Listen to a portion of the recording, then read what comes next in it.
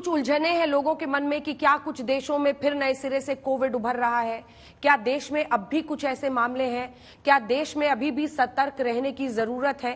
सबसे पहला प्रश्न, कोविड से के मद्देनजर स्वास्थ्य मंत्री देश को इस वक्त क्या बताएंगे?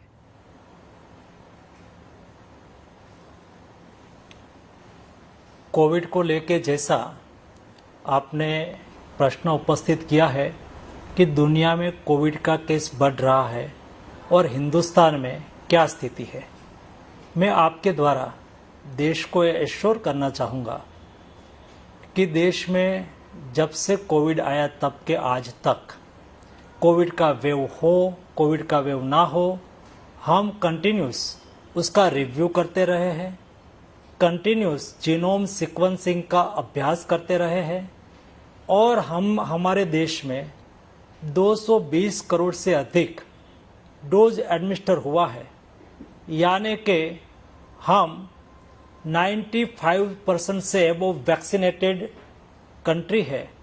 इसलिए कोई भी वेरिएंट आता है तो वेरिएंट को जीनोम सीक्वेंसिंग करके उसके पर हमारी वैक्सीन असरकारक है कि नहीं वो चेक कर लेते हैं।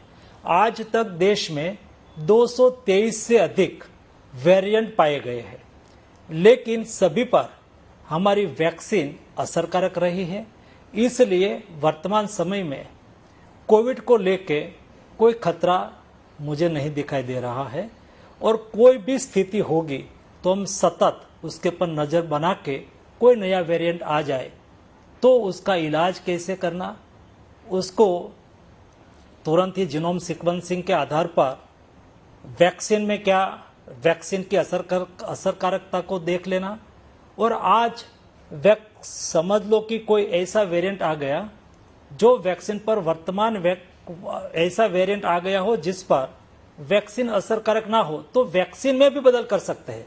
ये वैक्सीन में थोड़ा सा बदल करके जो नया वेरिएंट आया हो उसका इलाज के लिए भी उसका उपयोग हो सके, ये सारी क्षमता, ये सारी व्यवस्था आज हिंदुस्तान के पास है।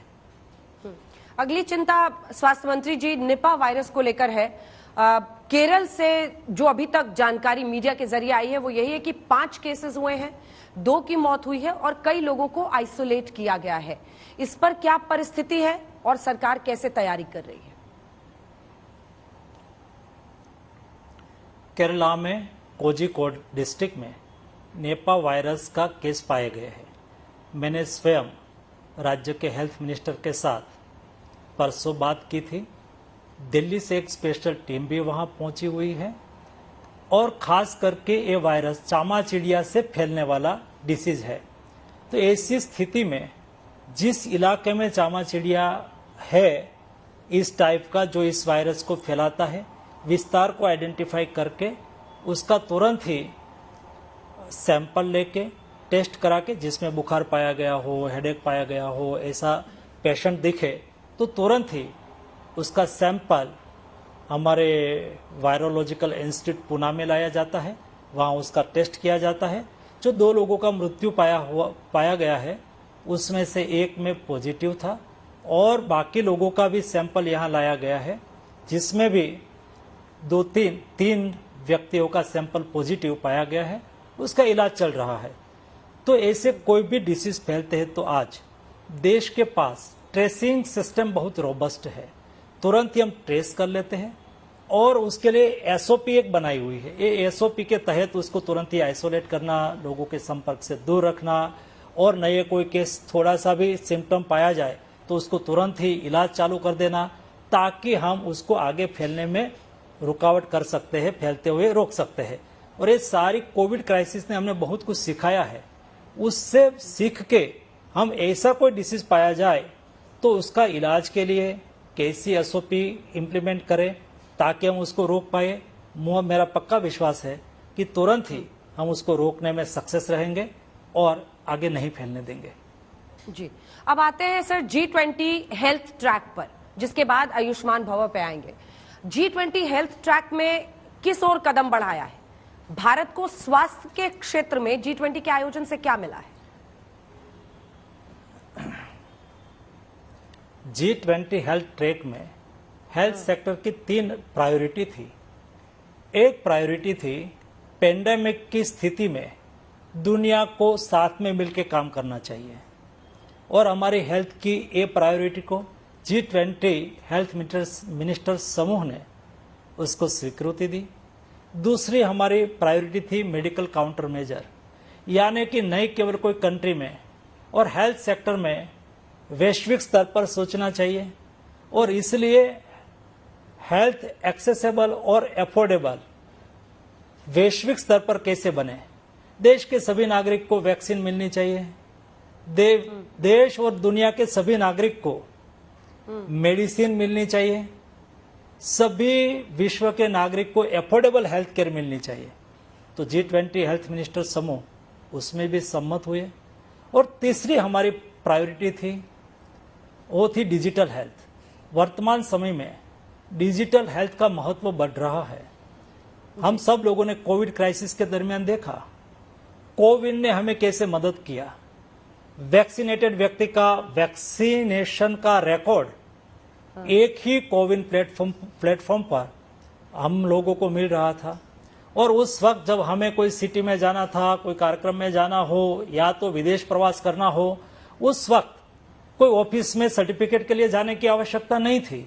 हम कोविन ऐप पर चले जाते थे और कोविन ऐप से ही दिखा देते थे कि हम वैक्सीनेटेड है कि नहीं है। हमें एयरपोर्ट पर केवल ऐप में जाके दिखा देते थे, सर्टिफिकेट लेने की आवश्यकता नहीं थी हम वैक्सीनेटेड है कि नहीं है। कोविड क्राइसिस के दरमियान हमने ये भी देखा और भारत ने उसका बहुत सही तरह से उपयोग किया। उस वक्त हम बाहर नहीं निकल पा रहे थे। ऐसी स्थिति में कोई व्यक्ति अपने घर पे बैठी हो, ई संजीवनी डिजिटल प्लेटफॉर्म का उपयोग करके सुपर स्पेशलिस्ट डॉक्टर से सीधे जुड़ जाते थे और उसकी सुपर स्पेशलिस्ट डॉक्टर की एडवाइस एक घर में बैठे हुए पेशेंट को मिल जाती थी। 10 लाख डेली उस वक्त टेली कंसल्टेशन होता था। ऐसे भविष्य में डिजिटल टेक्नोलॉजी का उपयोग करके हम दुनिया को कैसे मदद कर सके, ये विषय को लेके भी WHO ने भी उसकी स्वीकृति दी, G20 हेल्थ मिनिस्टर ने भी उसकी स्वीकृति दी और WHO में डिजिटल हेल्थ के लिए एक प्लेटफॉर्म तैयार किया गया। वहां से डिजिटल हेल्थ पर एक कॉम्प्रिहेंसिव काम होगा। ये हमारी G20 हेल्थ ट्रैक की सफलता रही। तमाम खबरों को देखने के लिए, पढ़ने के लिए आजतक.in पर जरूर जाएं और अब आप आज तक के ऐप को भी डाउनलोड कर सकते हैं। डाउनलोड करें आज तक मोबाइल ऐप। आज तक के साथ लगातार जुड़े रहने के लिए डाउनलोड कीजिए आज तक का मोबाइल ऐप और लगातार जुड़े रहिए आज तक के साथ। डाउनलोड करें आज तक मोबाइल ऐप। इस समय पूरी दुनिया में लोग कंफ्यूज्ड हैं। वो समझ नहीं पा रहे हैं क्या सही है, क्या गलत है, क्या सच है, क्या झूठ है। और ये स्पष्टता हम आपको अपने इस नए शो में देंगे। सब कुछ ब्लैक एंड व्हाइट में बताएंगे। इस शो में मेरे बालों के अलावा कुछ ग्रे नहीं होगा। हर खबर ब्लैक एंड व्हाइट की तरह बिल्कुल स्पष्ट होगी।